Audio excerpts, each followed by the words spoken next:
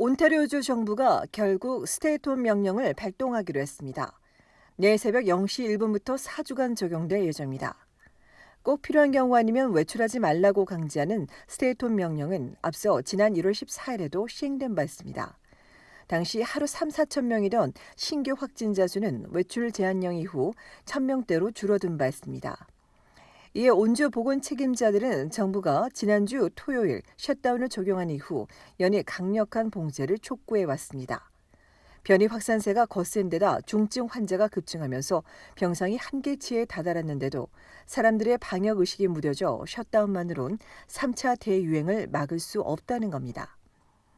온주 보건당국도 어제 기자회견에서 코로나 팬데믹 이후 최악의 상황이라며 지금이 가장 심각한 시기라고 지적했습니다.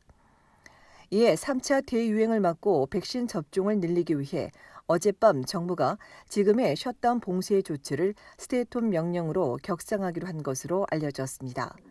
오늘 오전까지 공개된 바에 따르면 비필수 소매업소와 쇼핑몰 등은 내일부터 실내 영업이 중단되고 커브사이드 픽업만 가능했습니다. 또 월마트와 코스트코 등 빅박스 스토어는 내일부터는 식료품이나 약품 등 필수 물품 판매만 허용될 예정입니다. 이외 여러 조치가 나올 예정으로 이와 관련한 내용은 얼티비 홈페이지에서 확인할 수 있습니다. 한편 스테이트홈 명령을 발동하기 위해 어제 정부가 비상사태를 승인했는데 이는 지난해 3월과 올 1월에 이어 세 번째입니다.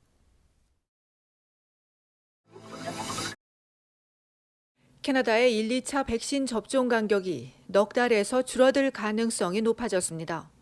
오늘 캐나다 국립접종자문위원회는 백신 공급이 예정대로 진행되면 2회차분 접종이 넉 달에서 한 달 반 또는 2달 정도로 앞당겨질 수 있다고 밝혔습니다. 위원회는 6월 중순까지 50세 이상의 90%, 16세에서 49세 사이 75%가 1회차분을 맞을 수 있을 것이라고 예상했습니다. 덕분에 2회차분이 앞당겨질 수 있으며 2회차분 때도 심각한 질병이나 사망 위험이 높은 고위험군 순으로 접종을 이어나가야 한다고 권고했습니다. 한편 오늘 유럽의약품청은 혈소판 감소를 동반하는 특이혈전을 아스트라제네카 백신의 극히 드문 부작용으로 결론 내렸습니다. 의약품청은 아스트라제네카 백신 접종 2주 안에 매우 드물게 혈전이 생길 가능성이 있다며 관련 증상이 나타날 경우 곧바로 진료받을 것을 권고했습니다. 다만 이 같은 부작용에도 아스트라제네카 백신 접종을 지속하는 데 따르는 전반적인 이익이 부작용 위험성보다 크다는 기존 입장을 재확인했습니다. 오늘 의약품청 발표 직후 영국 정부는 30세 미만 연령층은 혈전 우려가 있는 아스트라제네카 대신 다른 업체의 백신을 접종할 것을 권고했습니다. 캐나다에서는 현재 55세 미만에는 아스트라제네카 접종을 권장하지 않고 있습니다.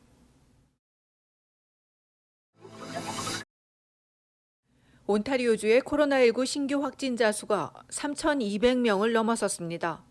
지난 1월 17일 이후 최대치입니다. 토론토에서만 1,000명 넘게 나왔고 필 지역 600여 명, 욕 지역 350여 명, 오타와에서도 230여 명 늘었습니다. 또 확진자 중 17명이 추가 사망했습니다. 온주는 일주일 새 입원 환자가 286명 늘어 1,400여 명에 달했고 확진율도 전주 4.8%에서 6.7%로 악화됐습니다. 이처럼 신규 확진자가 급증하자 온주는 일부 핫스팟 지역의 백신 접종을 늘리기로 했습니다.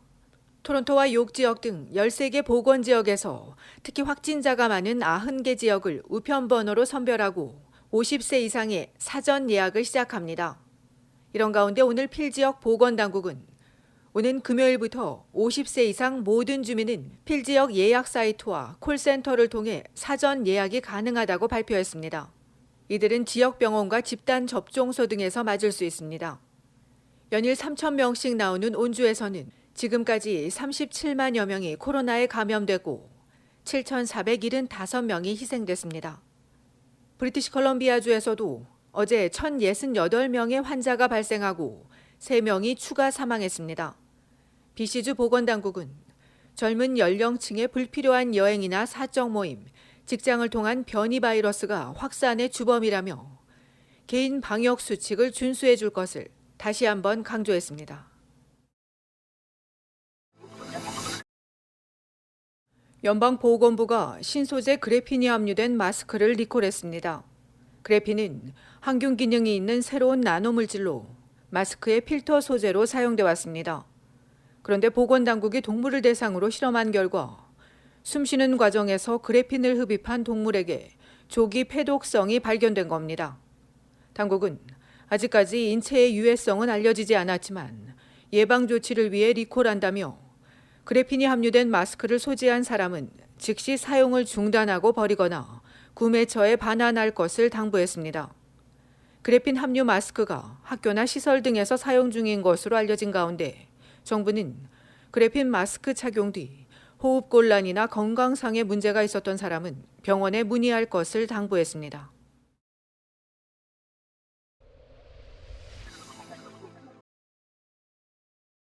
온타리오주 토론토 한인회가 오는 17일 토요일 오전 11시부터 온라인 화상회의를 통해 제57차 정기총회를 개최합니다. 이날 총회는 2020년도 사업과 결산보고, 내외부 감사 보고 이외에 2021년 예산안과 사업계획안 보고, 외부 감사 선임 순으로 이어질 예정입니다. 또 이진수 한인회장단과 지난달 단일 후보로 당선된 신임 한인회장단의 이 취임식이 진행됩니다. 토론토 한인회 정기총회는 코로나19 탓에 지난해에 이어 올해도 온라인 화상회의로 열릴 예정입니다. 줌 링크와 비밀번호는 얼티비 홈페이지에서 확인할 수 있습니다.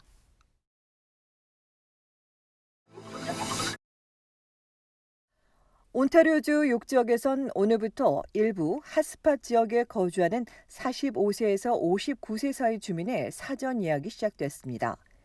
1962년에서 1976년 출생자가 대상인데 단 우편 번호가 L4L과 L6A, L4K, L4J 이외에 L3S로 시작되는 판과 마캄 지역 주민으로 코로나와 변이 발생률 그리고 입원과 사망률 등을 기준으로 위험 지역을 선정했다고 욕지역 보건당국은 설명했습니다. 이들은 번 지역에 있는 매플 커뮤니티 센터와 말캄의 안인 커뮤니티 센터에서 맞을 수 있으며 욕지역 예약 사이트나 콜센터로 예약하면 됩니다.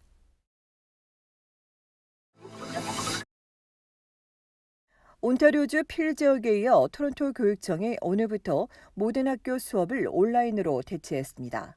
이에 따라 학생들은 이번 주 사흘 동안 집에서 비대면 수업을 받고 봄방학 일주일을 보낸 뒤 19일에 등교하면 되는데 다만 코로나 확산세에 따라 연장될 가능성도 배제할 수 없는 상황입니다. 토론토 보건당국이 부활절 연휴 기간 동안 학교 관련 확진자가 증가했기 때문이라고 강조했는데 이를 두고 학부모들은 이해는 된다면서도 너무 갑작스런 조치라 대안 찾기가 어렵다며 불만을 토로했습니다. 현재 필 지역과 토론토 이외 웰링턴, 더퍼린, 구엘프 지역이 비대면 수업으로 전환된 가운데 온주 정부는 학교 관련 확진자 대다수가 가정이나 지역사회에서 감염되고 있어 등교 수업은 비교적 안전하다고 강조했습니다.